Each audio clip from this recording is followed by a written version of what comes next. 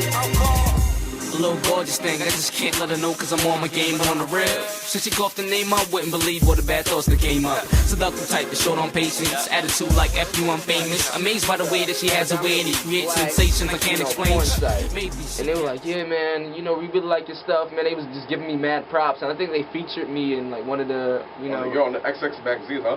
Yeah, on one of the DVDs, I think. I hope it's not the gay section. No, the song. I haven't seen it. Chronic masturbation. Okay, cool. So let's stop this. Okay. We could go on like, all day. Okay, so like, where are you performing? Well, I've been doing a lot of performances with my band, Phony People. Recently, we have performed at this nightclub venue called SOBs. We've done Don Hills. We've done a place called Public Assembly. We did Shea Stadium. We've done Monroe High School, which is my school. Tower Records. High school. Don't do that. I got a lot of trouble for doing stuff in my high school. But we did Tower Records. You're just getting yourself in trouble today with your mother. So. What is this? You're just snitching on yourself today. Well, she knows a lot of it though. But yeah, we did Tower Records. We did Tower Records recently. We did Tower Records last week, I think. Like it was like the ending, the closing of Tower Records, and me and the band did like a whole big show to end off the last day. We did a place called The Tank, and like right now on Monday we're gonna go to Quad Studios, the place where Tupac got shot. Oh. And we're gonna do a showcase there for some people. We got a bunch of shows this month. You know, just I'll keep everybody updated on Twitter and Facebook and MySpace. Cool. So like, how do you market yourself? I know you don't want to be marketed as like, oh, that's a chronic masturbator guy. Nah. Do you think you shot yourself in the foot with that? Like people, you might come out and be like, yo, that's a chronic masturbator guy. Nah. You know, it's like it's all me. You know, if I was to separate myself and say the chronic masturbation guy is not Dyme-A-Duzin, then I'd be playing myself short. Like, okay, Dyme-A-Duzin is a chronic masturbation singer. Now he's a rapper and he wants to split up the two. No, it's all in a collective package. It's all me. So if I did a record about, you know, taking a crap, and then I did a rap about, yo, I love you, girl, those records should be taken as the same. They can be put on the same album I'm on. Sound wrong at the same time. Yeah, but whatever. Like that's just me. You can't. I'm not gonna sell myself short and, you know, not push a part of me because I'm me. You know. So what type of music do you make? Like that's my question. Because you do a lot of different things. You can talk about chronic masturbation. Then you do See Sexy. Then She's a Jump, which I played for a chick and she got pretty tight about it, but it was cool. That's what I'm looking for. But yeah, you know, I do all types of music. Like I can't even. Sometimes I can't classify myself. Don't tell me you made up a genre. A lot of people come in here and make up genres. Well, you know, if y'all want to name it, if somebody out there was like, yo, I have a name for this classified genre because I can't classify it myself, I'm thinking of names. But, you know, it's basically hip-hop. You know, I do a little bit R&B. You got rock, you got jazz, you got comedy rap, you got comedy singing. So it's all put together. So it's a bunch of stuff. You know? Cool. So I'm going to have one more last question before we go into a little break. Then we're going to play a song. Right. Like, who are your influences? Well, people might get on me about this, but I love Amy Winehouse. I like Amy Winehouse. We all love Amy Winehouse. You even heard depressive, drug addict ass. I love her. Yeah, man, that's the most talented crackhead I've ever heard. But I'm sorry, Amy. But I love. She knows. She knows. I love Eminem.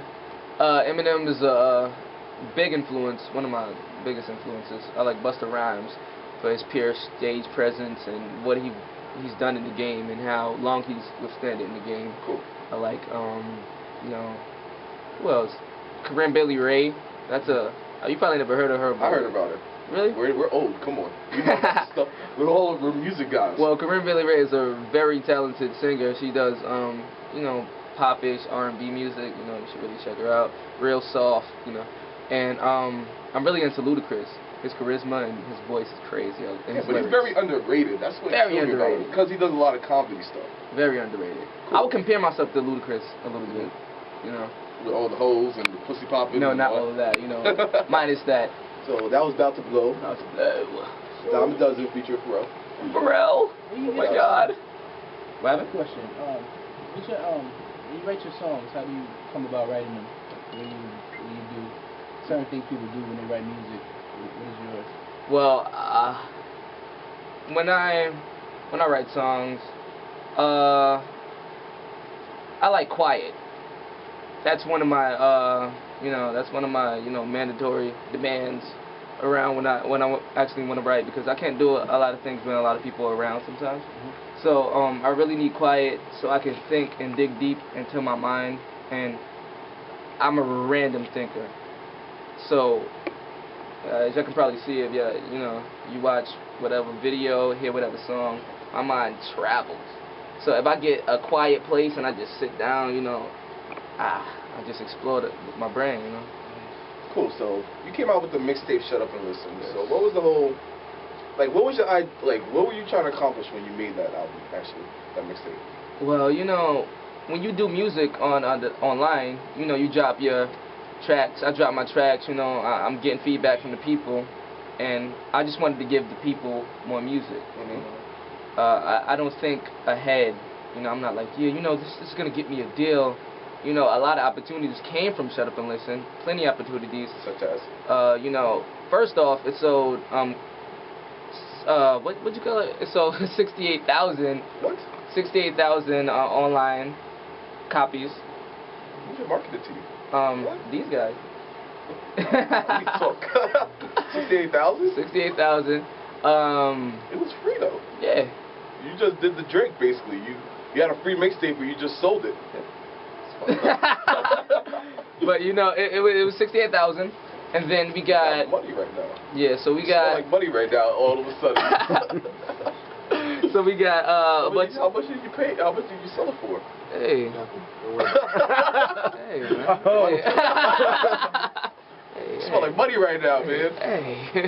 All right, so I tell you that I mentioned that this appearance is gonna cost you. Easy. I think we're gonna have to do the Young Bird. What? Young Bird. Don't even talk about Young Bird. Fall back. All right. What were you saying? Yeah, so a lot of people giving me offers still. We had performances on the table as far as that. Performances in studios, and we have what else? A bunch of it's just people. It's just a lot of I can't even touch it. My mind's scrambling. It's been 2 summers since the mixtape actually dropped. So a lot of things have been happening. So what are you working on now? You have a CD, The Freshman. That's another release coming up. Yes, The Freshman is the album. The album. That should be dropping mid this year, hopefully. So what's gonna be the difference between the 2 albums when they both drop? What are we gonna expect for that? Well, before that, I'm gonna be dropping a mixtape. It should be coming out about next month, called The Orientation. So how when you first come into high school, before you become a freshman, you got the orientation. You gotta go through the school, check out what the school's about, browse a little bit. But the orientation, that's gonna be a mixtape of a bunch of freestyles, a bunch of songs that I've been keeping in, a bunch of new stuff, and I like the way it's coming together. It's just putting itself together right now. Yeah. I felt there was a point where I felt like I was kind of forcing the mixtape to come about. You can't force music. You can't force it at all. And right now, as we speak, as life progresses, this mixtape is forming itself. So it's people are giving me beats. People are yeah, man, you want this beat? People are giving me ideas. Certain things in life are giving me ideas. So it's coming together well. That should be out about next month. So you're gonna do something chronological, you have the orientation, the freshman. What's gonna be the next one? Sophomore. I don't think I'm gonna go in like that, but the orientation is just the prelude to the whole freshman thing, and then the freshman album, I got some tracks on that. Dope. That's you gotta get that. You gotta get that first, right? Yes. Dope. That's what I like to hear. But, so who would you like to work with in the future? Well, Amy Winehouse. Amy Winehouse. Yeah, you're probably gonna have to become a drug addict. No, you don't gotta be a drug addict. Okay, watch. She'd be like Dyme-A-Duzin. Take some crack. I'll be doing. You can't refuse. Nah. People already think I'm on crack, but I think I will work with Amy. I will work with Kanye. Definitely. little gorgeous thing. I just can't let her know cause I'm on my game, but on the real.